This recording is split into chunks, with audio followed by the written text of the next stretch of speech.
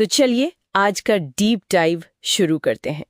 विषय ऐसा है जो सुनने में तो किसी रियल एस्टेट डील जैसा लगता है। बिल्कुल, जमीन का एक बहुत बड़ा सौदा। लेकिन असल में ये 21वीं सदी का एक बहुत बड़ा जियोपॉलिटिकल शतरंज का खेल है।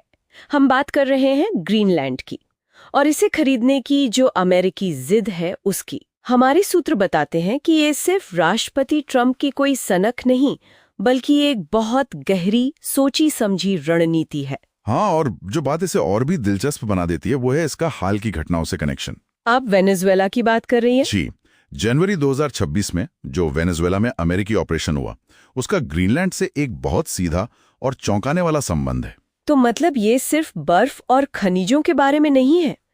चलिए समझते हैं कि अमेरिका के लिए ग्रीनलैंड भविष्य की सुरक्षा की चाबी कैसे बन गया है।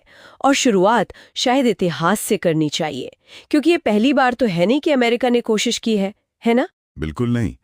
ये कहानी तो 1867 से चल रही है, जब secretary of state William savoured, जिन्होंने अलास्का खरीदा था, उनकी नजर ग्रीनलैंड पर भी थी। अच्छा, अलास्का वाले ही? जी, और फिर 1946 में राष्ट्रपति ट्रूमैन ने तो बाकायदा $100 मिलियन सोने में देने की पेशकश की थी डेनमार्क को। लेकिन जो सबसे चौंकाने वाला किस्सा है वो शायद शीत युद्ध का है, प्रोजेक्ट आइसवर्म। हाँ, प्रोजेक्ट आइसवर्म। ये क्या था? सुनने में ही अजीब लगता है।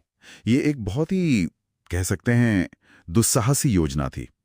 1959 में अमेरिकी सेना ने डेनमार्क को बताए बिना ग्रीनलैंड की बर्फीली चादर के नीचे सुरंगों का एक पूरा शहर बनाने का प्लान बनाया। एक मिनट, डेनमार्क को बताए बिना? जी, बिल्कुल गुप्त रूप से। और मकसद था वहां 600 परमाणु मिसाइलों को छिपाना। 600 परमाणु मिसाइलें? हाँ। अब ये प्रोजेक्ट तकनीकी कारणों से फेल हो गया। बर्फ उतनी स्थिर नहीं थी, लेकिन इससे अमेरिकी सोच का पता चलता है। क्या सोच? कि अगर हमारे पास पूरी संप्रभुता नहीं है तो हमेशा कोई न कोई रुकावट आएगी। सही। तो प्रोजेक्ट आइसवर्म से ये तो साफ है कि अमेरिका की ये सोच दशकों पुरानी है। लेकिन आज क्या बदल गया है? मतलब अब अचानक इतनी तेजी क्यों? वजह है आर्कटिक का पिघलना। इसके पिघलने से अमेरिका के लिए एक, कह सकते हैं, एक तीसरा मोर्चा खुल गया है। तीसरा मोर्चा? रूस और चीन के सामने? बिल्कुल। और इस मोर्चे पर ग्रीनलैंड एक गोलकीपर की तरह है, उत्तरी अमेरिका का गोलकीपर। खासकर हाइपरसोनिक मिसाइलों के खिलाफ, है ना? एकदम। वहां जो पिठुफिक स्पेस बेस है ना, हाँ, वो अमेरिका की मिसाइल डिफेंस की रीढ़ है। आप कह रहे हैं कि ये रीढ़ की हड्डी है। इसका मतलब क्या है?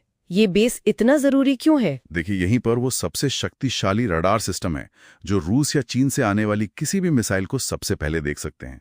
इसके बिना अमेरिका एक तरह से अंधा हो जाएगा। अच्छा, और सैन्य जरूरत के अलावा एक आर्थिक वजह भी तो है। बहुत बड़ी आर्थिक वजह है, रेयर अर्थ एलिमेंट्स, दुर्लभ मृदा खनिज। हाँ, आज अमेरिका फाइटर जेट से लेकर मिसाइल गाइडेंस सिस्टम तक हर चीज के लिए चीन के खनिजों पर निर्भर है। और ग्रीनलैंड में इसका बहुत बड़ा भंडार है। उसे महत्वपूर्ण खनिजों का सऊदी अरब कहा जा रहा है।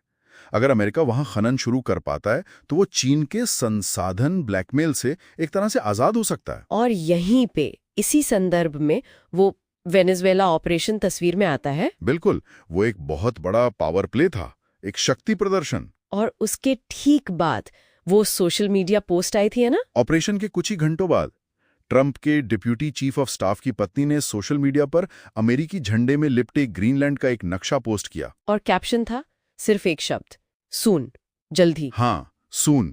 मतलब संदेश बिल्कुल साफ था डेनमार्क और ग्रीनलैंड को कि अब बातचीत का दौर शायद खत्म हो रहा है। कि अमेरिका अपने गोलार्ध में अपने सुरक्षा हितों के लिए किसी भी हद तक जा सकता है। जी। लेकिन यहीं पर एक बहुत बड़ी, कानूनी और नैतिक बाधा है। आप ग्रीनलैंड के लोगों की बात कर रहे हैं? हाँ, 2009 का जो सेल्फ गवर्नेंस एक्ट है वो उन्हें आत्मनिर्णय का अधिकार देता है। तो डेनमार्क चाहकर भी इसे बेच नहीं सकता? नहीं बेच सकता। और सर्वे भी यही दिखाते हैं कि लगभग 85% ग्रीनलैंडवासी अमेरिका में शामिल होने के विचार के सख्त खिलाफ हैं। तो हम एक बहुत बड़े टकराव पर आकर रुक गए हैं। एक तरफ अमेरिका की राष्ट्रीय सुरक्षा की जरूरत, और दूसरी तरफ 56,000 लोगों का अपनी जमीन पर, अपनी संप्रभुता पर अधिकार। और यही आज का सबसे बड़ा विरोधाभास है। अमेरिका को अपनी सुरक्षा के लिए ग्रीनलैंड चाहिए, लेकिन अगर वो उसे जबरदस्ती हासिल करने की कोशिश करता है तो वो उसी नेटो गठबंधन को तोड़ सकता है जिसे बचाने का वो दावा कर रहा है। बिल्कुल। तो यहाँ श्रोताओं के लिए सोचने वाली बात यह है कि क्या अपनी उत्तरी ढाल को सुरक्षित करने की कीमत पश्चिमी सैन्य गठबंधन का टूटना हो सकती है?